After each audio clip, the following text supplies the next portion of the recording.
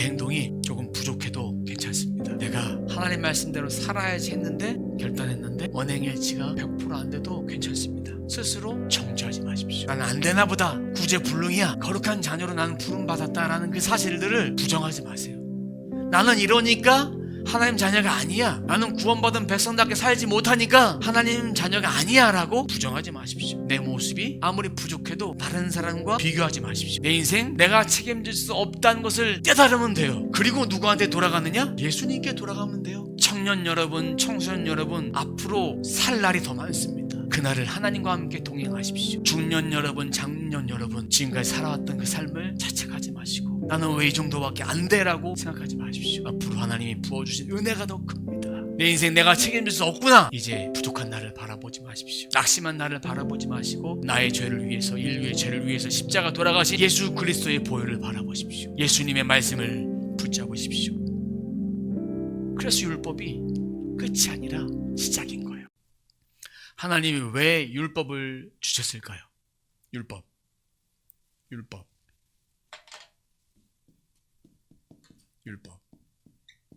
율법을 왜 주셨을까요? 착하게 살려고? 하나님 말씀이 기준 삼아 살아야 된다. 이거 지키면 천국 가고 못 지키면 지옥 간다. 이 말씀하기 위해서 하나님은 율법을 주셨을까요?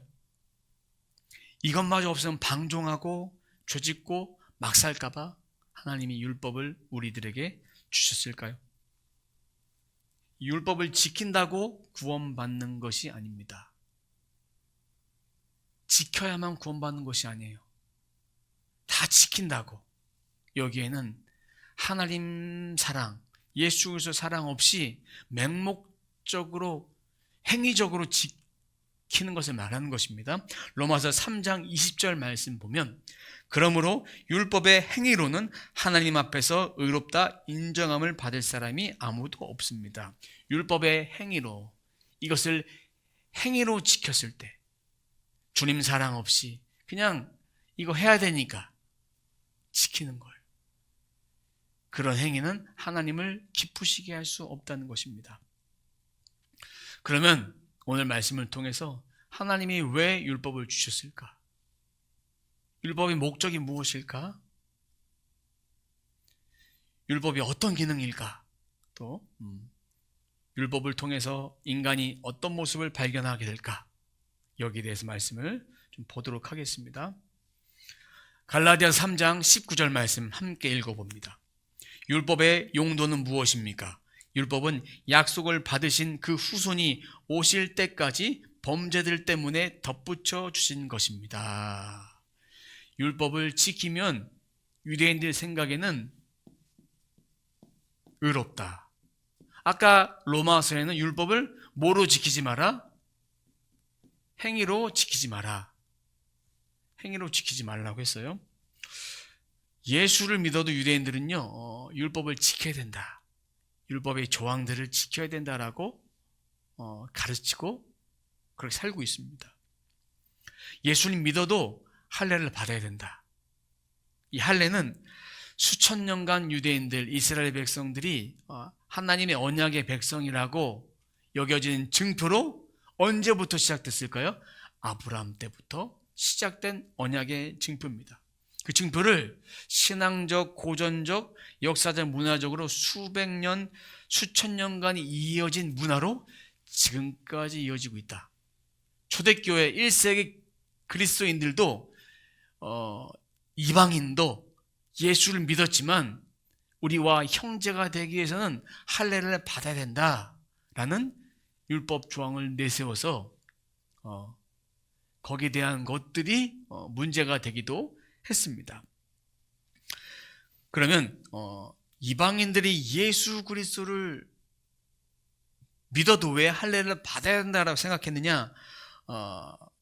보면 마태복음 5장 17절 말씀 읽어보도록 하겠습니다. 내가 율법이나 예언자들의 말을 폐하러 온 줄로 생각하지 말아라. 폐하러 온 것이 아니라 완성하러 왔다. 유대인들은 이 율법 체계를 더 가치 있게 완전하게 하기 위해서 더 철저히 지키고 완성하러 왔으니까 이방인들도 할례를 받아야 된다. 할례 받지 않는 사람은 할례 받지 않는 사람과 나와는 다른 존재다라고 생각을 하는 거예요.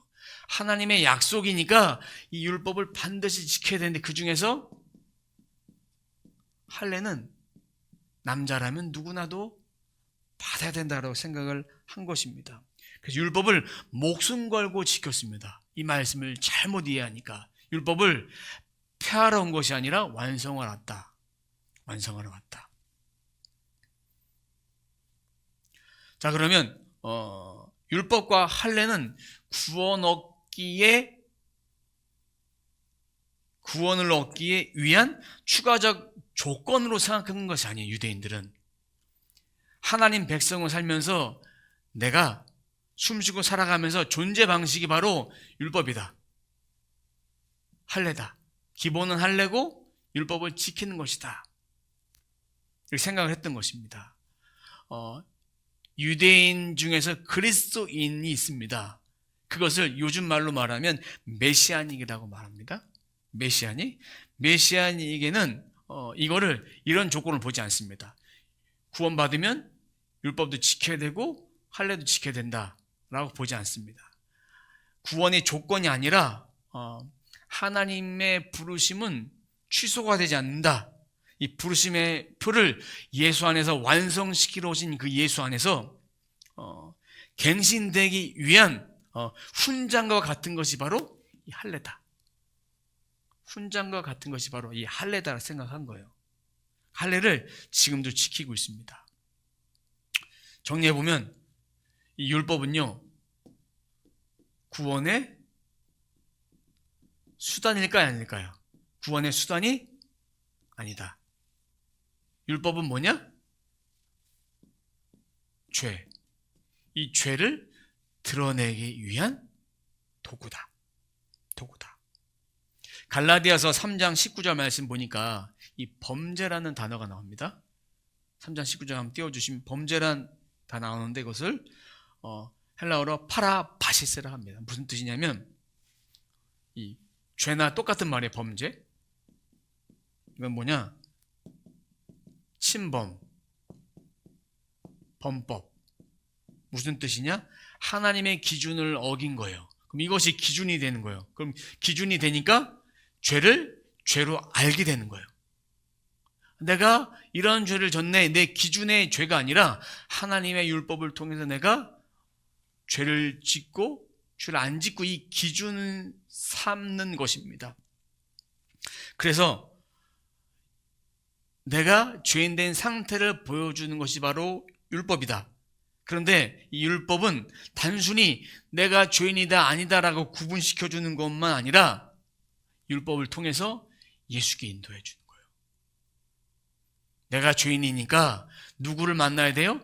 예수님을 만나야만 구원받을 수 있다. 내가 율법의 행위로 아무리 지켜도 나는 이 율법을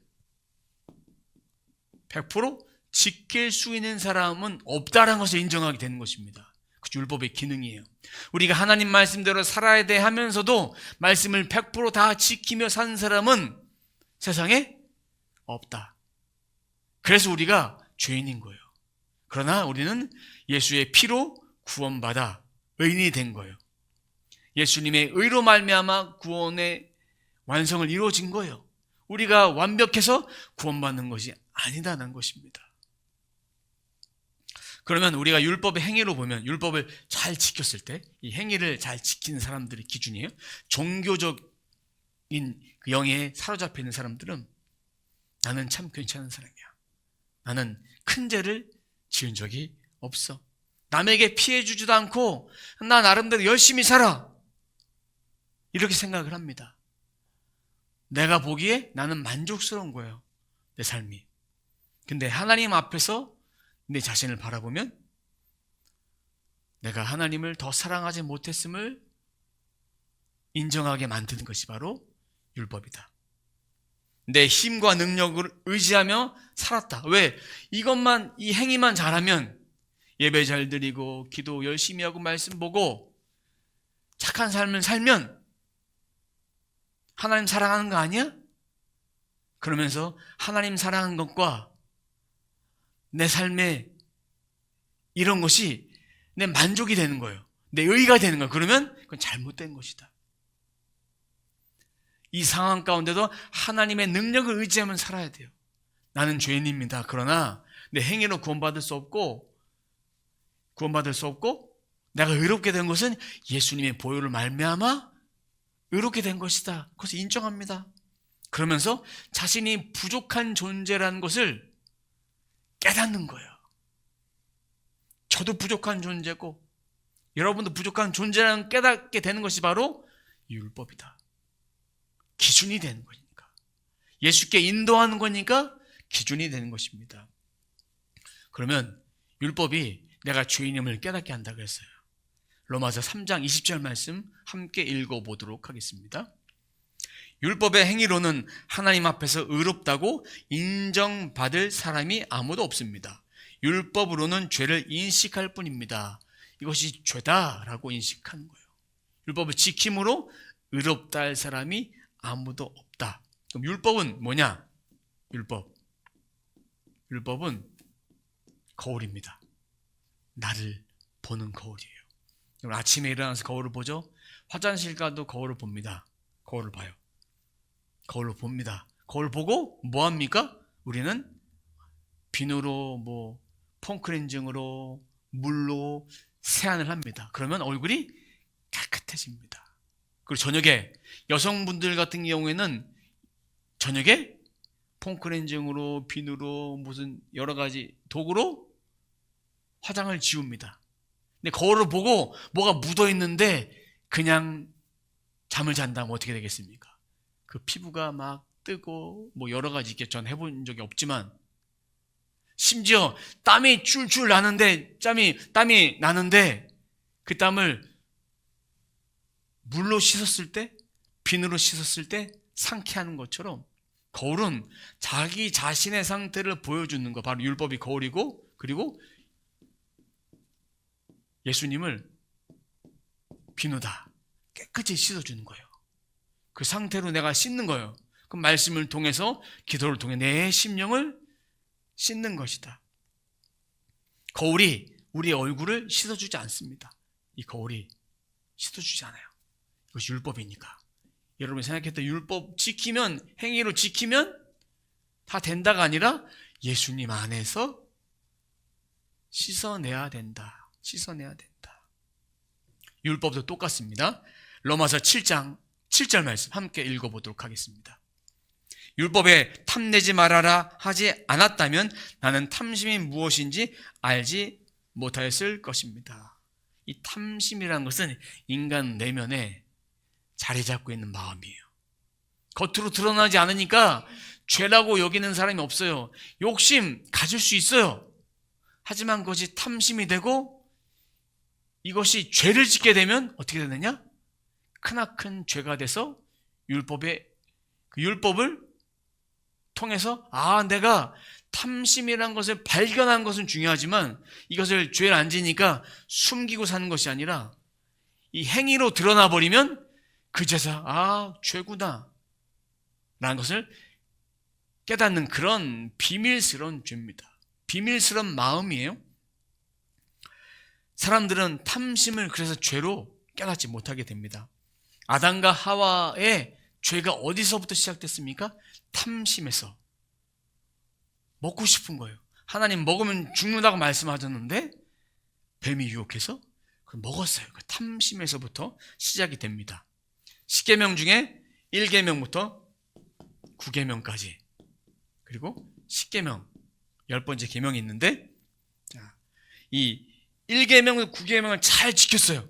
근데 10번째 계명 내 이웃의 것을 탐내지 말라.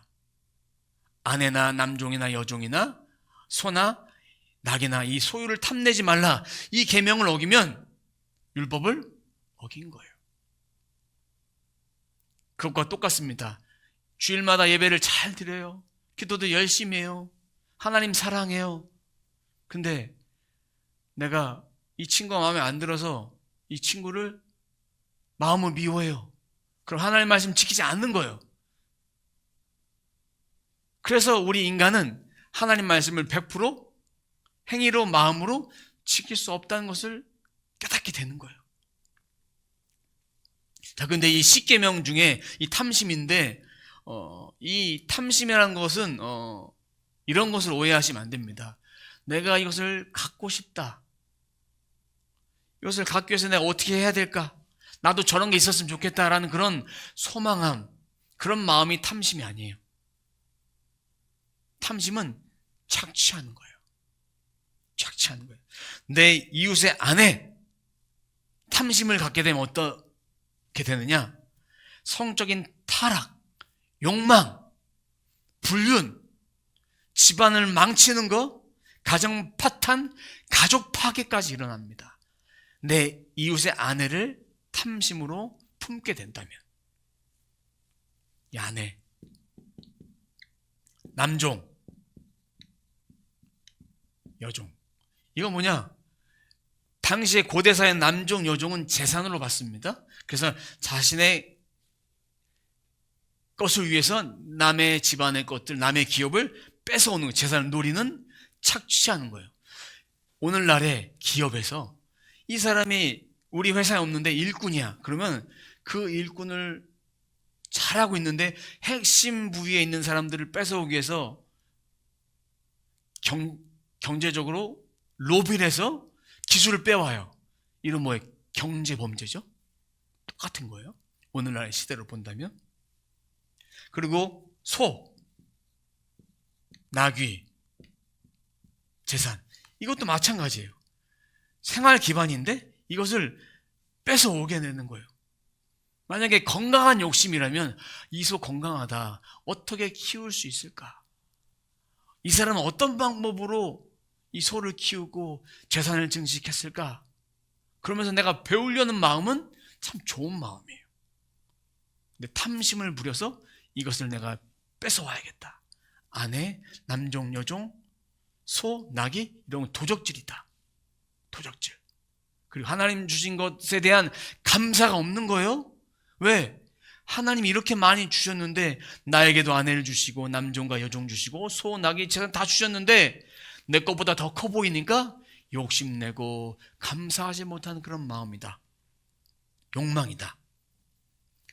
하나님을 가까이 하지 못하면 이런 탐심, 10번째 계명의 탐심으로 죄를 지을 수밖에 없다. 이 탐심의 구약의 첫 시작이 바로 아담과 하와가 선악과를 따먹은 것이다. 이 마음에 있는 그 마음을, 하나님 말씀을 가까이 하지 않고 기도하지 않으면 이 탐심이 점점 올라와서 남의 이웃 아내를 뺏어버리고 남종, 여종, 소, 나, 재산을 다 빼앗아 버려서 죄를 지을 수밖에 없는 존재가 되는 것이다. 실제로 범죄 행위까지 이룰 수 있게 되는 것이다. 그래서 이렇게 율법은 죄를 깨닫게 하는 거예요. 죄를 깨닫게. 율법은 또 인간의 무능력을 드러냅니다. 왜? 내가 율법을 지킬 수 없으니까. 다 지킬 수 없으니까. 로마서 7장 24절 말씀 함께 읽어보도록 하겠습니다. 아, 나는 비참한 사람입니다. 누가 이 죽음의 몸에서 나를 건져주겠습니까? 이 말 한마디로 요약하면 뭘까요? 내 힘으로 나를 변화시킬 수 없다. 단 한마디로, 내 힘으로 나를 변화시킬 수가 없다. 율법은 몇 개로 만들어졌을까요? 율법 613개의 조항이 있습니다. 그 중에서 365개 조항과 248개의 조항이 있습니다. 365개의 조항은 금기 조항이에요. 그리고 248개는 하라 하는 조항이에요. 자, 이건 알아두면 좋습니다.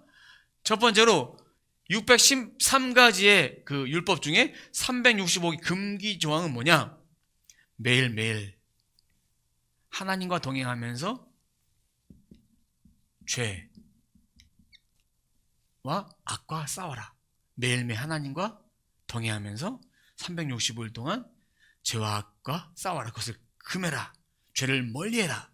그런 뜻이고, 248개 조항은 유대인들이 생각할 때 장기, 뼈 이런 것이 248개로 구성됐다 생각해서 이 온몸과 뼈, 내 모든 것을 다 바쳐서 하나님 말씀을 지켜라. 그래서 613가지의 조항으로 2개, 금기 조항과 뭐뭘 해야 된다라는 조항으로 만들어졌다. 성경이 그렇게, 모세오경이 그렇게 만들어진 것입니다. 그래서 이렇게 지킨다고 해서, 율법을 다 지킨다고 해서 죄의 문제가 해결되는 것이 아니다. 죄는 행위로 지키는 것이 아니라, 죄를 이길 수 있는 방법은 제가 아까 얘기했죠. 뭐다? 예수님을 통해서만이 죄를 해결할 수 있다는 것입니다. 이걸 반드시 깨달으셔야 됩니다. 그러면 죄를 문제 해결하신 예수님이 율법의 완성자로 되기 위해 오셨다. 예수님이 율법을 폐하러 오신 것이 아니라 뭐하러 오셨다? 완성하러 오셨다. 마태복음 5장 17절 말씀 다시 한번 읽어봅니다. 내가 율법이나 예언자들의 말을 폐하러 온 줄로 생각하지 말아라. 폐하러 온 것이 아니라 완성하러 왔다. 그러면 이 율법은, 이제 율법은 누구를 상징합니까? 오늘 말씀을 들었으니까 예수님이다. 율법은 예수님이 완성하러 오셨다. 그리고 율법은 그림자예요. 예수님 오시기 전까지 그림자. 그러면 예수님이 뭡니까? 실체예요. 우리와 함께 영으로 함께 하시니까. 예수님은 율법을 통해 약속하셨습니다. 그럼 이제 예수님은 성취하셨다. 약속을 이루셨다. 구약에 있는 그 예언된 예수 그리스도가 구원자로 오셨다. 그리고 그림처럼 보여주셨다. 근데 그 그림을 실제로 예수님이 이 땅에 오셨다. 약속하셨다. 구원하실 것이다. 그런 약속을 성취하신 분이 바로 예수님이다. 갈라디아서 3장 24절 말씀 함께 읽어보도록 합니다. 율법은 그리스도께서 오실 때까지 우리에게 개인교사 역할을 하였습니다. 율법이 그런 존재예요. 개인교사.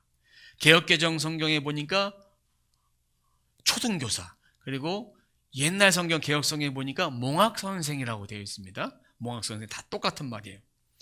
관리자, 안내자. 고대 시대에서는 종이란 게 존재했습니다. 남종, 여종. 그래서 남종과 여종이 주인의 자녀가 학교를 오갈 때 안내자처럼 이렇게 데리고 갔다가 데리고 옵니다. 바로 율법이라는 것이 그런 거예요. 예수님이 오시기 전까지는 데리고 갔다가 데려옵니다. 길을 보여주는 것입니다. 근데 예수님이 오신 다음에는 율법이 기준이 되고 율법을 통해서 시작이 돼서 예수님을 만나게 이끌어주는 그 다리 역할을 하는 거예요. 이제 그것이 율법이 구원과 상관이 있다? 상관이 없다. 하지만 하나님 말씀을 통해서 그것을 지켜나가는 거예요. 예수님이 율법의 완성자로 오셨으니까 우리는 하나님 사랑, 예수님 사랑하는 마음으로 하나님 말씀을, 율법을 지켜내는 거예요. 지켜내면서 내가 죄인임을 깨닫는 거예요. 그리고 하나님 말씀으로 새롭게 되는 거예요. 새롭게 되는 거예요. 행위로 지킬 것이 아니라 마음을 다해, 내 삶을 다해 지켜내야 합니다. 사랑하는 성도 여러분, 율법은 폐하러 온 것이 아니라 완성하러 오셨다. 그럼 율법은 반드시 필요합니다. 이것이 있어야 그리스도인들의 삶의 기준이 되는 거예요. 기준이 되는 거예요. 그것이 바로 하나님 말씀이 기준이 된다는 얘기입니다. 하나님 말씀이. 그 율법은 우리의 죄를 보여줍니다. 내가 하나님 말씀을 내 의지로, 내 생각으로, 감정으로, 무엇으로, 어떠함으로 다 지킬 수 없구나. 내 생각과 내 행동으로 지킬 수 없구나 하는 것을 깨닫게 되는 것입니다.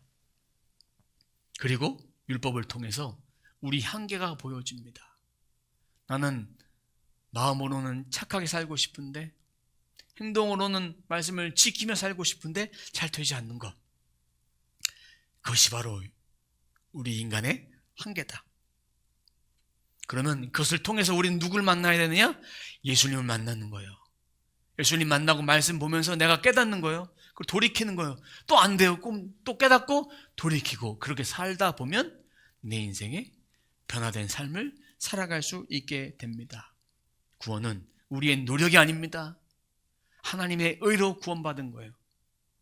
내가 구원받은 건 내 행위가 이렇게 잘해서 구원받은 것이 아닙니다. 이런 생각을 깨야 됩니다. 저는 예전에 중고등학교 시절 때 수련회 가서 은혜 받고 하나님께 약속한 것이 있습니다. 예전에는 세상 노래가 좋아서 세상 노래를 불렀는데, 그것이 세상 노래를 따라 부르지 않는 그 죄라고 생각했던 것 같아요. 제 나름대로 율법에 매여 있었던 것이죠. 그래서 저는 그렇게 살지 않겠습니다. 세상 노래 부르며 그렇게 흥청망청 그렇게 죄에 매여 살지 않겠습니다. 그렇게 고백을 하고 복음성가 부르고 찬송가 부르고 살다가 어느 날 또 가요가 좋으면 가요를 듣고 불렀어요. 그래서 그때마다 저 자신을 정죄했습니다. 아, 내가 또 죄를 졌구나. 그러면서 제 자신을 정죄하면서 나는 안 되나 보다. 그러면서 계속 정죄하면서 마음에 강박을 가지고 있었습니다. 내가 율법을 행위로 지킨다고 다 지켜지는 것이 아니다. 초등학문인데 이것을 내가 예수님께 진짜 예수님을 사랑하면 말씀을 더 볼 수 있고 말씀을 더 가까이 할 수 있고 말씀 안에 또 기도할 수 있는데, 내가 행위로만 지키려고 했던 자신의 모습을 어느 순간 보게 되더라고요. 행위가 아니라 말씀을 가까이 하면 하나님을 더 사랑하게 되면 세상을 더 덜 사랑하게 되고 점점 멀어질 수 있는 거예요. 내가 의지적으로 한다고 되는 것이 아니라 내 마음을 새롭게 함으로 내 가치를 어디에 두느냐, 이것이 중요하더라고요. 복음을 깨닫고 난 다음부터는. 그래서 하나님 더 가까이 하니까 세상에 있는 것을 배설물로 여길 수 있는 사도 바울의 고백처럼 그렇게 되더라고요.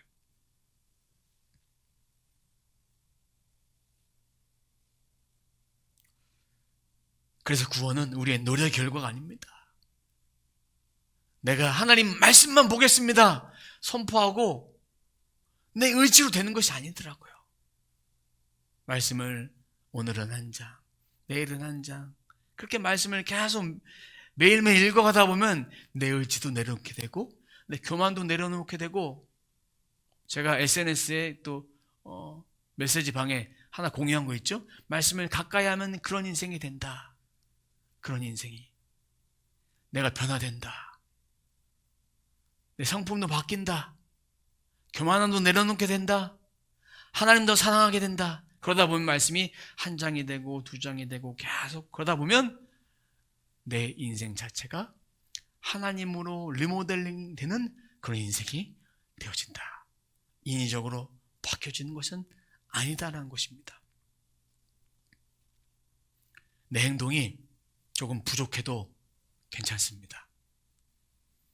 내가 하나님 말씀대로 살아야지 했는데, 결단했는데 언행일치가 100% 안 돼도 괜찮습니다. 한 가지만 하지 마십시오. 스스로 정죄하지 마십시오. 나는 안 되나 보다, 구제불능이야, 이렇게 정죄하지 마십시오. 그리고 내 자신을 하나님의 거룩한 자녀로 나는 부름받았다라는 그 사실들을 부정하지 마세요. 나는 이러니까 하나님 자녀가 아니야, 나는 구원받은 백성답게 살지 못하니까 하나님 자녀가 아니야 라고 부정하지 마십시오. 내 모습이 아무리 부족해도 다른 사람과 비교하지 마십시오. 내 인생 내가 책임질 수 없다는 것을 깨달으면 돼요. 그리고 누구한테 돌아가느냐? 예수님께 돌아가면 돼요. 그리고 비누로 씻어내면 돼요. 이거를 해야 돼요. 율법을 통해 거울로 봤어요. 내 자신이 그런 존재구나. 여기서 끝나면 안 돼요. 여기까지 넘어가야 돼요. 예수님의 말씀을 통해서 내가 거울로 씻어내는 그런 역할까지 내가 해야 된다. 인간이 자신의 인생을 모두 다 책임질 수 없다는 것을 인정하십시오.